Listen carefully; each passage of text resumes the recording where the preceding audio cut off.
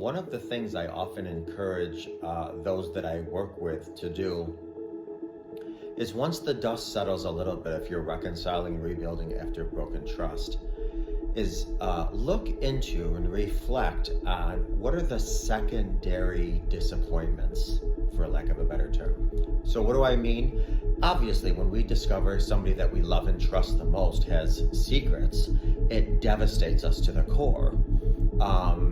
They held secrets from us. They shared their bodies with other people. They shared secret moments, and I mean, all that's devastating.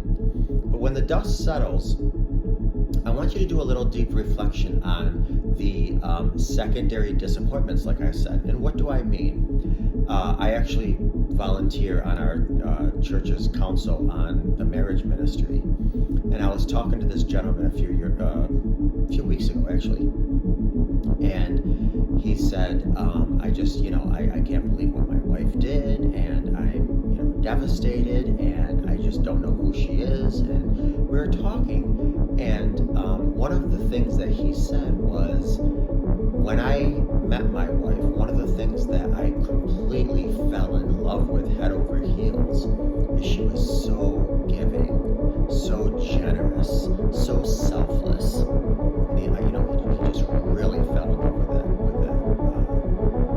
dynamic, that perspective, that characteristic of who she was. And I said, I think one of the secondary disappointments you have